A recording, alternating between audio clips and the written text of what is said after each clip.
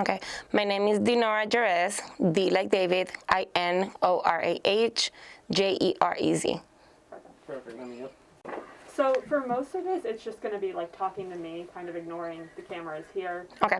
But if at any point you need to like stop and start over, that's fine. We can kind of cut all this together, so it doesn't need to be any specific way. Okay. You know, if you need to start over. And the other thing, as much as is possible, if you can like kind of repeat the question in your answer. So if I'm talking about, you know, tell us about you. You grew up in the Dominican Republic. You would say, I grew up in the Dominican Republic, you know, to make sure that we don't need my voice in the video. Sounds good. Does that make sense? Mm-hmm. Okay. All right. Then go ahead and maybe introduce yourself. I'm Dinorah. I'm the owner. I'm Dinorah. I am the owner of Josiah Judah Early Learning Center. We've been open for now a year with this pandemic, and so far we've been doing so good. We've been, getting enrolled kids. Everybody's been safe, healthy, until now. Yeah, that's great. I didn't realize that it was just a year. Yes. That's awesome. I was in a family business, like in a family home daycare, for practically 6-7 years, and then after that, I always wanted to do a center, but we didn't have the chance until a year ago. Like a year and a half ago, and then we started the process. We saw the place, and then we started the process to come here, and that's when we transferred here to the center. So tell me about the center then. Kind of how did you begin? What inspired you to start on your own? I always, like I said, I always want to grow up the business, and I want to do a group home in my house, like a group family daycare. But because I'm in the residential setting, the city didn't let me. So we was talking, my husband and I, for a long time that we wanted a center, but we didn't have the chance. Either it wasn't financially, or we didn't have the opportunity to get a place until we found this place. We put it in prayers, and God opened the doors that we need to open. If you notice, Josiah Judah is another name for God. We're Christians, but we don't implement our religion or our belief in the center. We welcome everybody, and we respect everybody that believe on their own. And then I started the process with when I started with the CCIS. I started the process with them. I talked to Barb, and she came to look at the place, and she loved it. And she told me what things that I can change, and I started changing it. We practically renewed the place. We painted, we cleaned it, and we put it, this is our house. That's awesome. And you grew up in the Dominican Republic, right? Yeah, I grew up in the Dominican Republic. I came to this country when I was 19 years old. I came with my family, with my mom and my siblings. We are 3. A brother and 2 sisters. I'm the middle one, and we was in New York. And then I met my husband, and like when I was pregnant with my second child, we came here to visit my brother-in-law, and then we decided to stay here. And since then, we've been here more than, I believe, almost 17 years, living here in York. Okay. Mm-hmm. Stuck around. Yeah. You mentioned your second child. You have kids of your own. Yes, I have 3 boys, bio kids, 17, 15, and 7. And we adopt 3 boys. The finalization of the adoption was last year. We have a pair of twins that they're 5, and a white boy, like I said, gringo. He's 6. Okay. Yeah, we are foster parent. We've been foster parent for like 12 years since we moved here. Did you always dream of having a big family? I did, but all my 3 pregnancy I was really sick. And then I was like, I don't want to be sick anymore. Then we started, helping the kids. That's the most important for us. We opened the house for kids that they need love, and they need to be safe in the environment that they can, continue with their life. But the goal is always for them to go back home So in the meantime, when they're in our house, we give them love, we give them the security that they need and the confidence that they need at that time. Yeah, that's awesome. That's awesome. So starting the center here a year and a half ago, or even thinking about that 2 years ago, what were some of the challenges in getting started? Financially was the first challenge. Unfortunately for us, like childcare providers, when we want to go to the next level or grow our business, because we are self-employed, everything is more difficult. But Barb helped me a lot, telling me what can I do, where to go. Then I went to my bank, and that's when I met Jill from Community First Fund, and then I met Jennifer too. So those was the final pieces to complete the puzzle. But honestly, it's a really big challenge financially. So Barb is from Child Care Consultants. Correct. Right? Mm-hmm. So how did you learn about Child Care Consultants? When I was looking to be a daycare in my house, it was flyers, either on Facebook, or I was getting flyers because I was at that time you can have 3 kids on license, so they were sending me letters. That's when I learned about CCIS, the program, and that they'll help you and give you all the the trainings that you need to become a daycare center or a daycare provider. Okay. So if someone didn't know what Child Care Consultants did, how would you explain their support or their help? Child Care Consultants is an agency, is a government agency that help the parents and the providers to become licenses. They will help the parents with the low income so they can pay, they help to pay the providers a portion of it. That way the parents can go to work and don't pay a lot, that much money for the for childcare. Yeah, cool. And so you talked about, Barb kind of walked you through the process, showed you kind of how to navigate that, but they also connected you with financial support? She told me about they have different grants, but at that time, because I was just starting, they didn't give me anything. But when I started looking for the center, she told me where I can go or how can I do it at that time. So I went to my bank. My bank unfortunately denied me because of the same reason. I was self-employed, and the credit score that they was asking for personal loan, unsecured loan, was higher. Mm-hmm. So that's when they referred me to Community First Fund, and that's when Jill referred me to Jennifer. Yeah. Okay. All about the connection. Yes. Right? Yeah. It seems so. If you don't have someone navigating you through that process, I don't know how people. You will be lost. Honestly, it's a lot of work. Is a lot of emotional step, and you can be drained. Is one door closed, the other one may be open, but it's a lot of stuff that you need to put together, a lot of work, a lot of thinking, a lot of business plan, and you need to go through those business plan one by one so you can present it to the correct people so they can help you out. So it is. Yeah, that's great. So I guess we just talked about a little bit of if you didn't have that kind of navigational help or that kind of support. What did it feel like for Child Care Consultants to be able to kind of direct you or help you or support you through that process? Child Care Consultants, it help and it feels good because they tell you, especially Barb, she will take the time to explain everything to you, to go step by step. And at the same time, it's how do you call it? It's a door that is open for you. And And the same with the city, with the zoning. She will tell you what to do for zoning. She will tell you what to have and not to have in your house.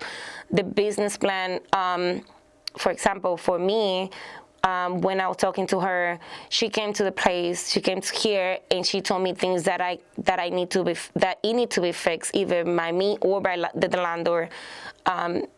And she was helping me like to the trainings that I had to take. She was trying to give me more moral support, that we need that. We need, because at the end of the day, if you think it's a business that you're starting up, every door closed, how are you gonna go through it? And if you don't have somebody to help you to say, yes, you can do it, you can do this way, we can get more information about it and things like that. So she did help me. Yeah, which has to be critical. I mean, yes. the encouragement to say, keep going, you can do this, it's just another hurdle. Yeah, is even, I have my husband that support me, but it's not the same. You can cry with him and things like that, but with Barb and Jennifer too, Jennifer was like, yes, you can do this. She was sending me stuff. You need to add more things. You need to take these off about the business plan. So with CCIS, it's good to have that person there, that connection that is available all the time, either by phone, by email, or even for FaceTime. And the other providers too, I think she's been helping them with the trainings that they need to. It's a class that called Connections, that she explained everything, every step of the way for you to be able to get your license in that training. It's about 5 or 6 weeks. But she will tell you, and she will give you every single material and like website for all your clearance and everything. So she will go step by step with you. Yeah. Okay. So the center here, what gap does the center fill? Like, who are you serving here? Is it working families? Is it low-income families? We serve everybody. We serve 90% of our kids, they're Hispanic. So our program is a Spanish immersion program. So 90% of the time we speak Spanish. All the food that we make is mixed American and Spanish, but it's more Spanish than, we try to, we give the kids all the healthy stuff that they need. We are part of the food program that is together with CCIS too. And every month I have to submit attendance, menu, recipes that I do, and everything else, so they can make sure we're doing our job, helping the kids not to be practically obese and be eating junk. But here we serve everybody. We serve low income, middle and high class, you can say. But it's like we serve everybody. Our family, I think 90% work, and the other ones, they're either studying, like going to the school, and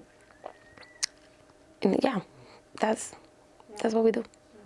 So a year and a half ago, when you weren't here, was there? I mean, there seems to be a demand for childcare. Like there's waiting lists, and all this trouble accessing high quality childcare centers. Can you speak a little bit to that? It does have a big demand, especially for infants. So far, we don't have waiting lists. We've been getting referrals from CCIS and from people that see us on Facebook. We've been getting kids practically every month, two and three families enroll. But the demand is more like infants. That's the higher demand. But and at the same time, I think financially is sometimes the prices, the rate for the daycare, they're a little bit high. Because if you think about it, one paycheck for a low income is between $300 and $400. Childcare for an infant in a lot of places, they're between $250, $300 a week. If CCIS is not helping them just because financially they don't qualify, those people need to take the kids to a regular babysitter that they don't have the qualification to be attending a kid, or they don't have the CPR, so the necessary trainings to know and to help that kid to develop. So that's why I come and help. My rates are like 60% less than everybody else. And at the same time, we give discount, like civilian discount, and we try to help our families so they go to work, they leave their kids, they go to work, and they know they're safe and they're being well taken care of it. Yeah, absolutely.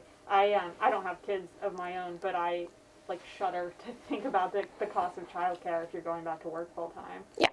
So, especially if you have more than one kid. Even part-time, if you think about it, because if you go to work 3 days a week, those 2 days, they're not going to fill the spot with a kid for those 2 days. So you will either pay by day that is higher, or have to pay the whole week. So you can have that, that spot all the time available. It is higher. It is high. Yeah, I didn't even think about that. That makes total sense from a center perspective. Mm-hmm. Yeah. Okay. So you built this business from the ground up. Yes. Yes, I did. How does that feel? It feels good. Growing from zero in this place, coming every day from 8 in the morning to 7 or 8 p.m., painting, cleaning, building stuff, and see the result at the end, it makes me feel proud of myself, even that I have my husband, that he was working full time, but every time he had, any breaks, he was coming. On Saturday and Sunday, we was working here together. It feels good. It feels that if I didn't, anybody can do it. If you put the effort, the love, and patience, that's the most important. Patience, anybody can do it. Yeah, that's awesome. It's giving me a little. What, if anything, what has changed for you since you opened the center? That I have more time with my kids. They're here.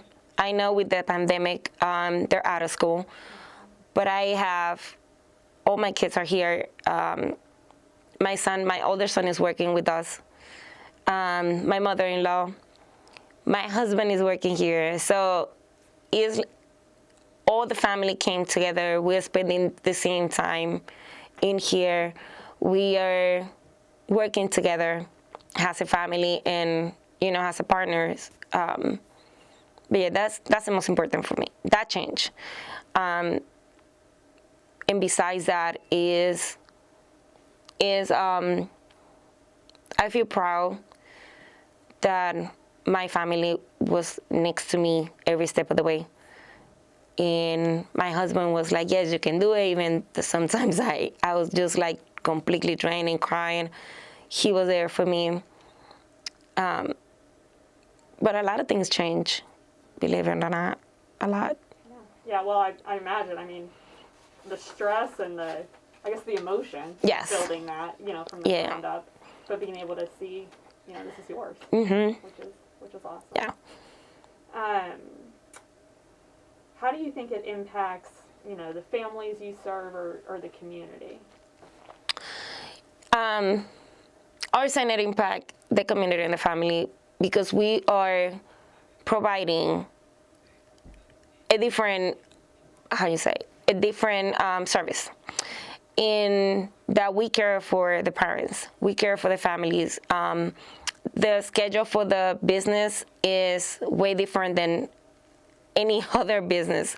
We open at 5:30 in the morning, we close at 7. A lot of daycares are open at 6, 6:30, close at 5. That means the parent needs to be rushing or somebody else needs to go and pick up the kids.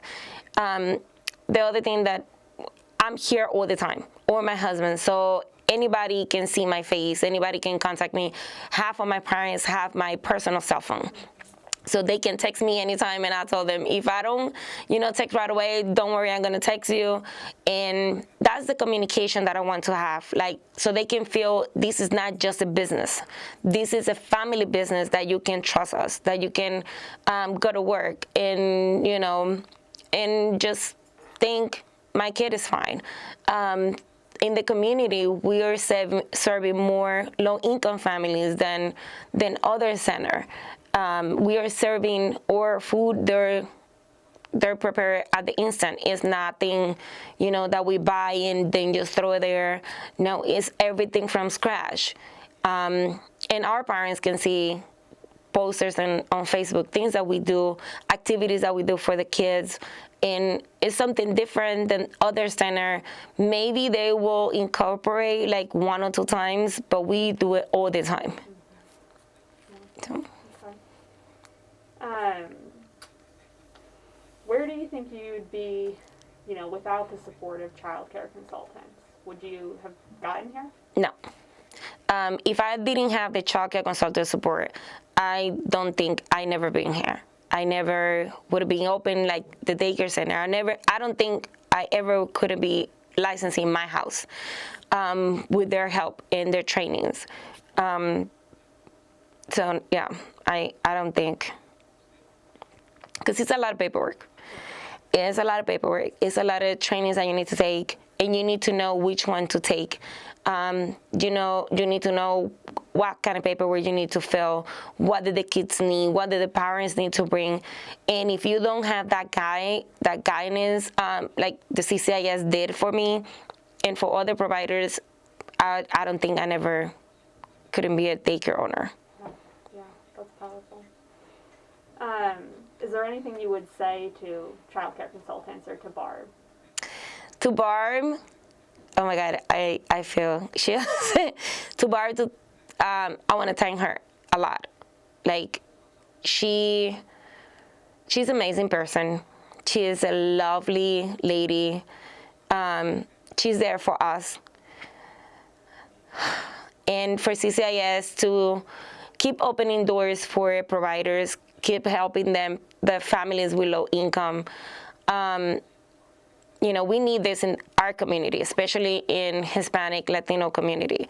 We need people that care for us and care for the kids, the benefits of the kids too. But to Barbie is to thank her for, and I love her a lot, and she knows because I have her on Facebook. But yeah, that's what I want to say. Is there anything that you wish other people knew about your journey, about working towards a dream, about making this happen? To believe in yourself, to put a goal, because this is not from a year ago. This is being, since I started, like the second year of the home daycare, I started thinking about it because I saw the necessity that we has as a parent, or the family has, and unfortunately with the home daycare, you can just have 6 kids at one time, and I saw the necessity for the schedule. A lot of parents work at 6 in the morning, and they need somebody to take care of the kids since 5:30 in the morning. Sometimes they need. At that time, I was taking kids at 4 something in the morning because the parent needs to go at 5. But in here, I can't. I can just open at one time. But just to believe in themselves, and just to put a goal, like in a year or 2, I'm gonna be doing this, and just to achieve their dream, and put an effort in it. Is there anything that you want to share that I haven't asked about? No. You ask everything. Yeah, I mean, it's a long list of questions, for sure. No, but I think you cover everything. Okay. Anything you're thinking about?